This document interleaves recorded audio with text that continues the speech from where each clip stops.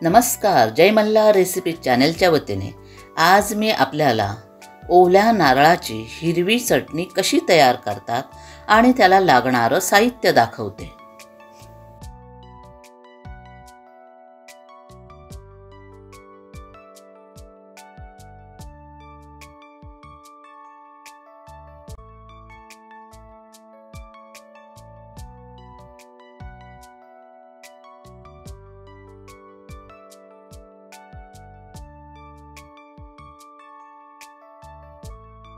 ओल्या खोबऱ्याची हिरवी चटणी बनवण्यासाठी एक नारळ किसून घेतलेला आहे,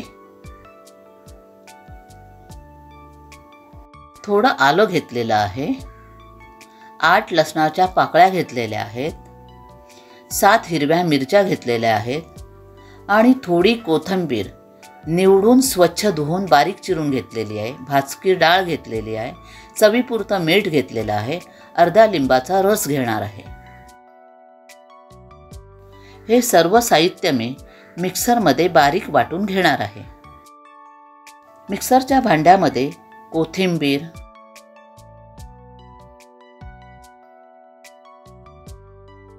मिरच्या,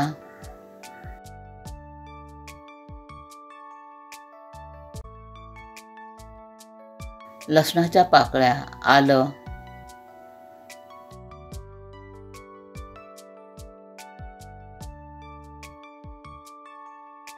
भाजकी डाळ,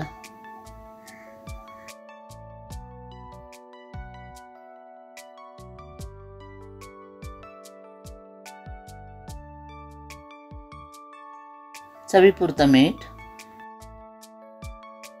ओलं खोबरं,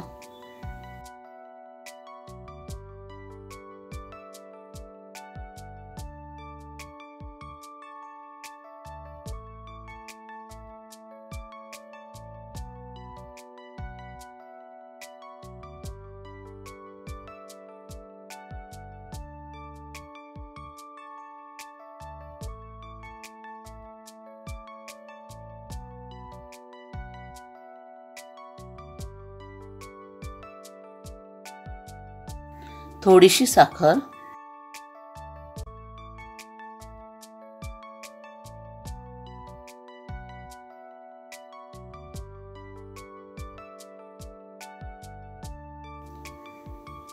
अर्धा लिंबाचा रस,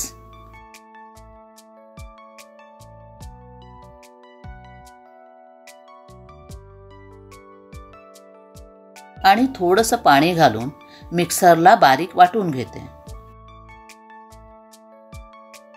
मिक्सरला चटणी बारीक वाटून घेतलेली आहे। ही चटणी मी एका भांड्यामध्ये काढून घेत आहे।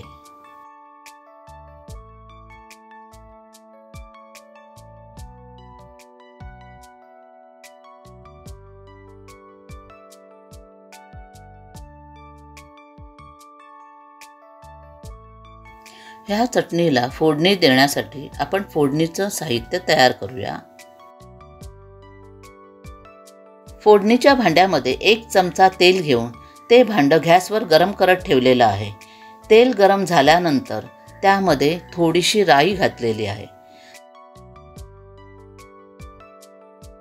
राई चांगली तडतडायला लागल्यावर त्याच्यामध्ये मी कढीपत्ता घालते आणि थोडासा हिंग घालते आणि गॅस बंद करून ही फोडणी मी चटणीमध्ये ओतत आहे।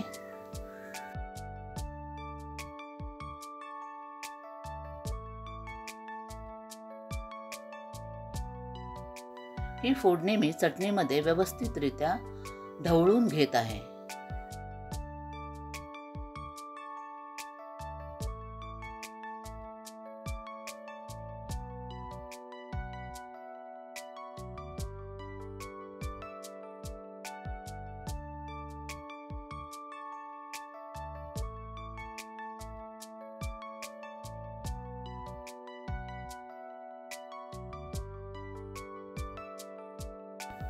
उत्कृष्ट आणि स्वादिष्ट अशी ओल्या खोबऱ्याची हिरवी चटणी तयार झालेली आहे। तर आता ह्या चटणीबरोबर मी इडल्या बनवायला सुरुवात करते।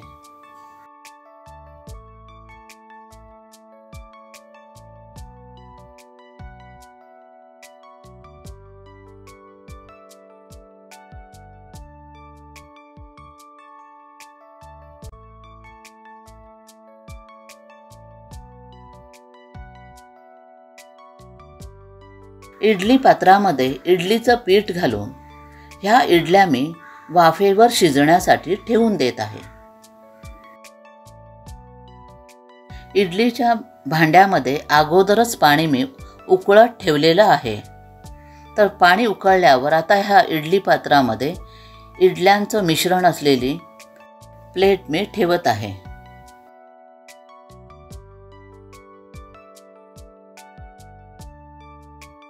अशा प्रकारे दुसऱ्या प्लेटमध्येही इडलीचं मिश्रण घालत आहे.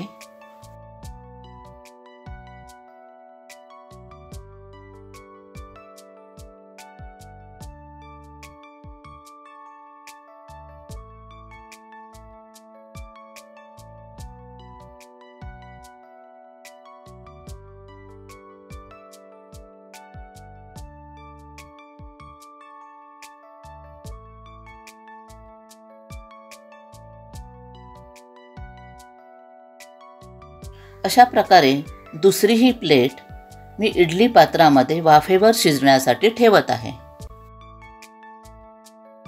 ह्या इडल्या मी इडली पात्रामध्ये 15 मिनिटांसाठी शिजत ठेवत आहे.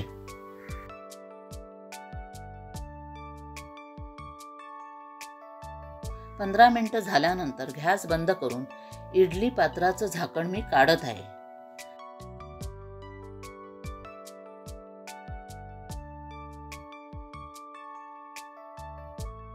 इडल्या छानपैकी फुललेल्या आहेत. तर मी आता ह्या इडल्या काढायला सुरुवात करते.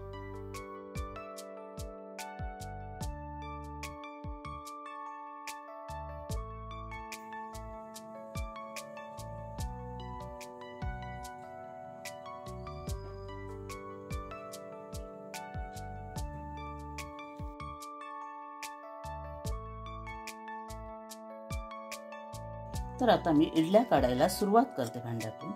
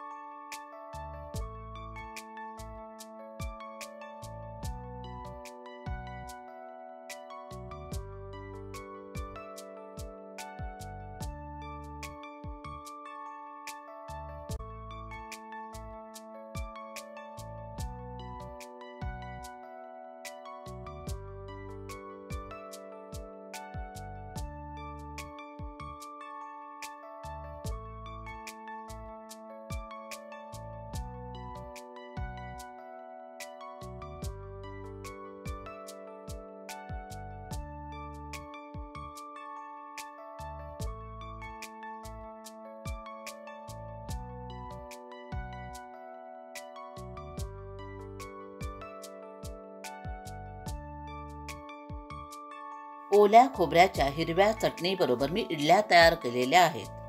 तर आपणही ही चटणी करून पहावी आणि माझ्या जय मल्हार रेसिपी चॅनेलला लाईक करावं, शेअर करावं, कमेंट्स कराव्यात. तसेच नवीन असणाऱ्यांनी माझ्या ह्या चॅनेलला सबस्क्राईब करायला विसरू नये. धन्यवाद.